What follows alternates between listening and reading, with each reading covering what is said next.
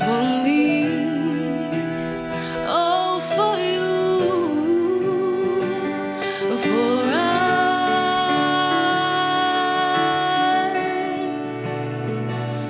for me, for you, for us.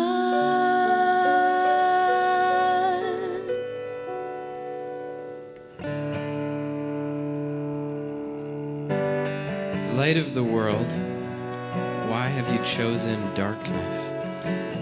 Voice like the sound of many waters, why have you chosen silence?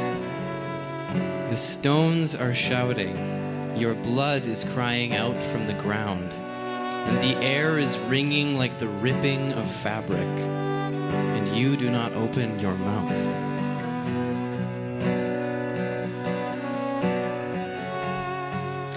Stripped naked in the heat of the day, bandaged like a leper in the cool of the tomb, you have been clothed not in glory but in shame, not with power but with helplessness, arms and legs pinned, your body wrapped again in swaddling cloth. You are a tangled crown, a robe of rags, a beautiful coat dipped in blood and brought before a father. Exalted not to the height of a throne or command of an army, but drowned in disgrace, crushed beneath empires of two worlds. If you are a vine, you have cut off your branches. If you are a doctor, you have left your sick patients in the waiting room. If you are a bridegroom, you have abandoned your beloved at the altar. And what has become of your bride? She is dressed not for the wedding, but for the funeral. She is clothed not like the lilies of the field, but with the dust of drought. She tears her wedding gown and sits cross-legged in the dirt. She hangs her head like a beggar and waits outside the city gates. Did you know that her bridal veil would be woven from sackcloth? That her forehead would be kissed with ashes? There can no longer be the thrill of dangerous hope. There is despair and there is ruin. There is sickness and there is famine. There is death and there is decay. There is a sky dark with buzzards and vultures. There are scorched branches twisting from the hillsides. There is blood and there is sweat. There are salt marks on dry lips. There are black clouds groaning under their own sudden weight, a creaking in the bones of the mountain, an agony felt in the nerves of the soil and the clay and the bedrock of the earth.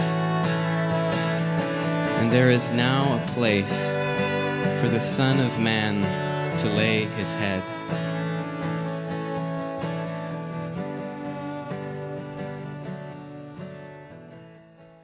My 2-year-old son, Frank, is learning about getting hurt. He's not learning because I'm hurting him. He's learning because he's 2. He's learning what it means to get a boo-boo, specifically.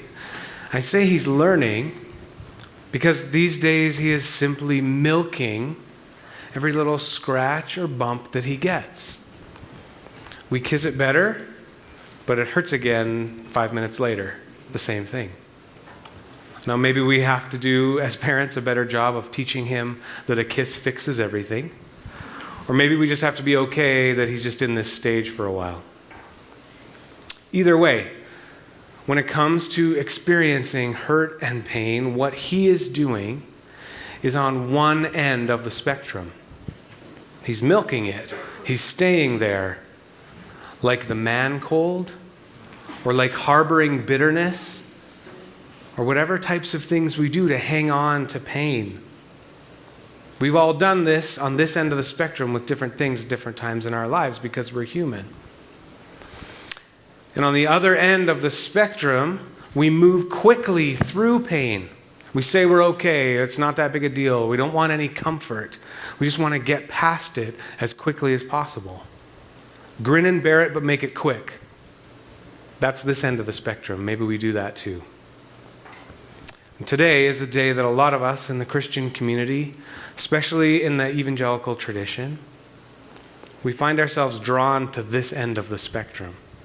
A lot of us want to skip over today and tomorrow and move quickly over the death of Jesus as just a blip because Sunday is where we really want to be.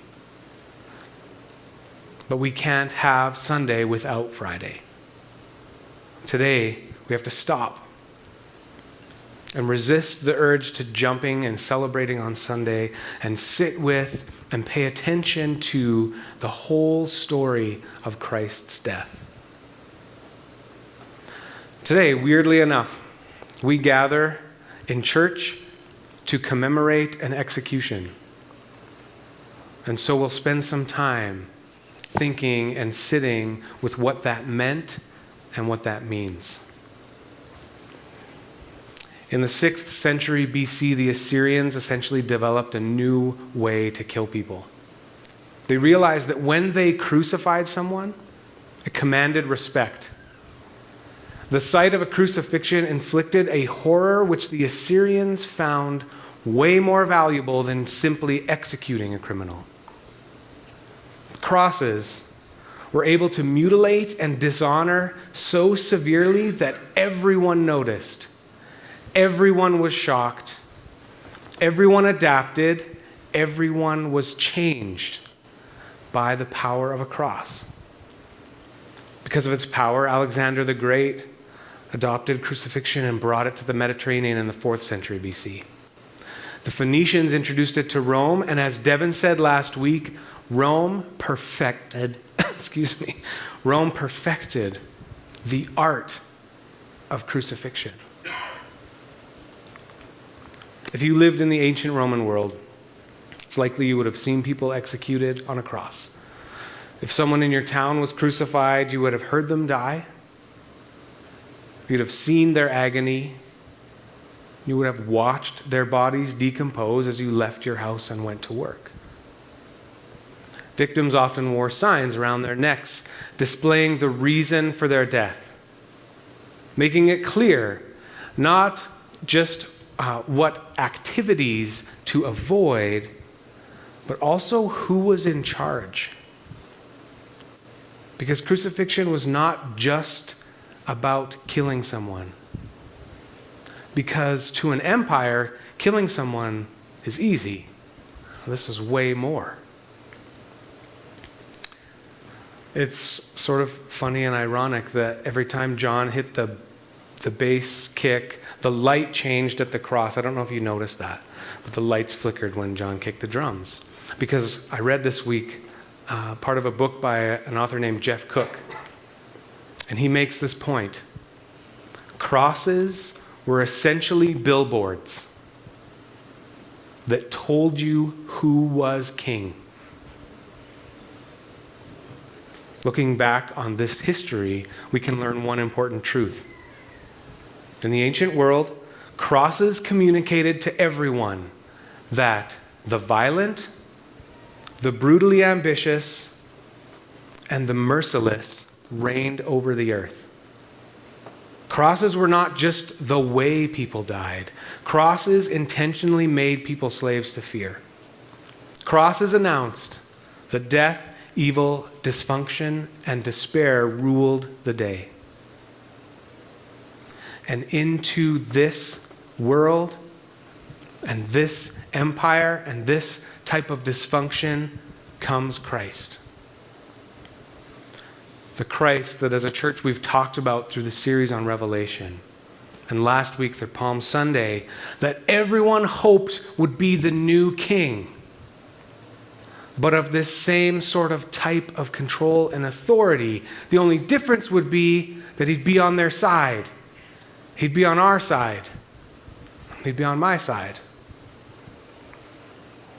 And with these hopes and expectations in hand, here his friends and his followers have to watch him march down this road towards this same type of death that they had come to know and fear so well. If he suffers this fate, maybe he's not who we thought he was. And so as he marches towards this moment, he is deserted. It begins with Judas deciding to betray him. But it's followed by other desertions and betrayals by those closest to him. In Mark chapter 14, immediately after Jesus is arrested, we can read in verse 50, everyone deserted him and fled. When Peter shows his face again in the crowds, he deserts and betrays Jesus in a new way by denying that he even knows him. And while they are deserting him, what are they thinking? After they run, are they watching from the secret places or mixed in the crowds? And are they saying things like, man, I really like the Jesus who was healing people and doing miracles. It was fun and easy to follow him when he was popular and when he was turning water into wine. I love what he taught about caring for the poor and the orphan and the widow. But whoa, I was getting arrested? And just hang on a second, now he's actually going to go and be crucified? I mean, I will follow you, Rabbi, but not there. Not that far. This is not the Jesus that I signed up for. I'm hoping this morning we can stop and ask a couple questions. When or where or how do I desert Christ when he doesn't fit with what I am expecting of him? When do I choose not to follow his whole story and live sacrificially for others? We have to stop in these moments of our own journeys, and we have to pay attention to where I have deserted Christ and to notice it. And then we have to look up. And we have to notice that Christ is still moving forward. What happens if we keep paying attention to and are aware of Jesus all the way to his death? By faithfully committing to his whole journey, what do we see? Do we see Mark chapter 15, verse 39? Immediately after Jesus breathes his last breath, a centurion who is standing there in front of Jesus says, "Surely this man was the Son of God." If we keep following the life and love of Christ all the way to the cross, we see that God is still being revealed all the way up to and through his own death. we see the embodiment of sacrificial love. If Jesus' ultimate reason for coming was to reveal the Father, then this is the pivotal movement of grace as he offers himself in an act that will ultimately give us personal access to the holy God of the universe. Jesus knows the goodness of God so well and embodies it so well that he goes to this length because he wants us to have the same access to the same love, hope, and peace that make up the character of God. It is a beautiful, agonizing, and amazing moment that required so much from Christ to follow through on.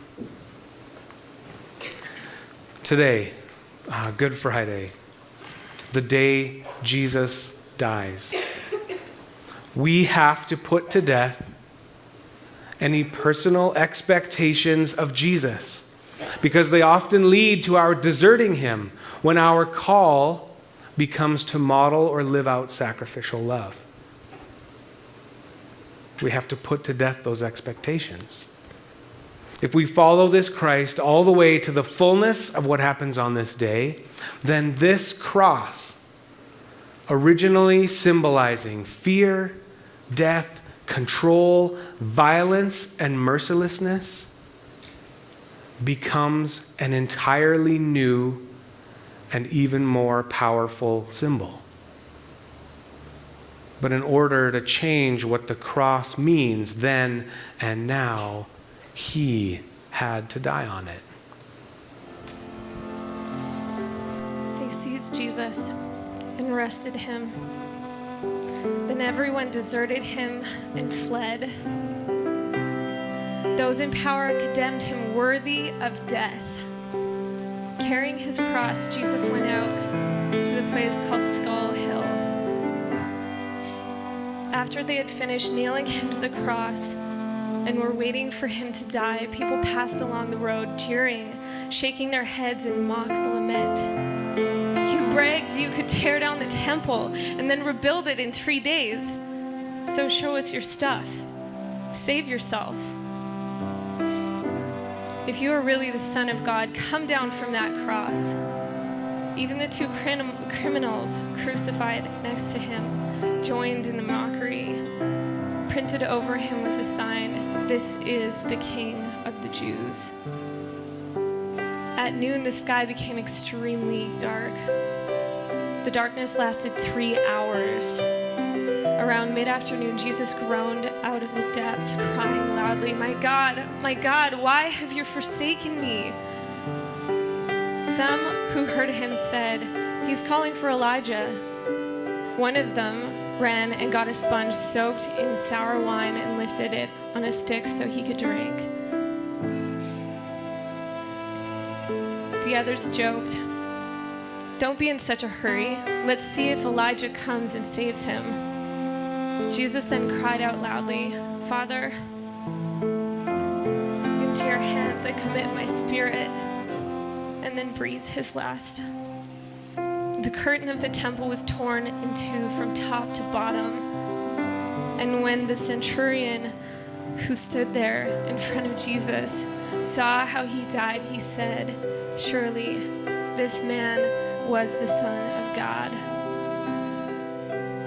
Were you there when they crucified my Lord?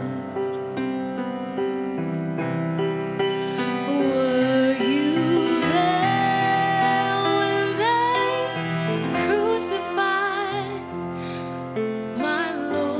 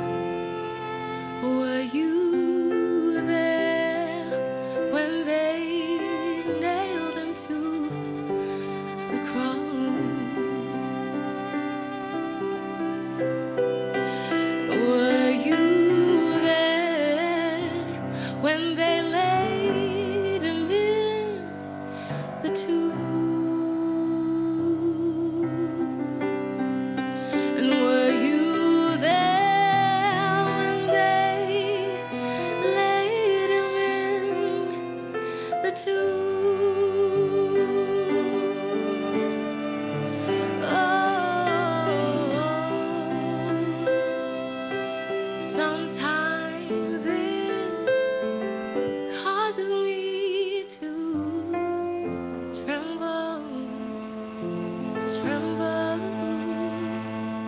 and tremble. Oh, were you there when they laid him in the tomb?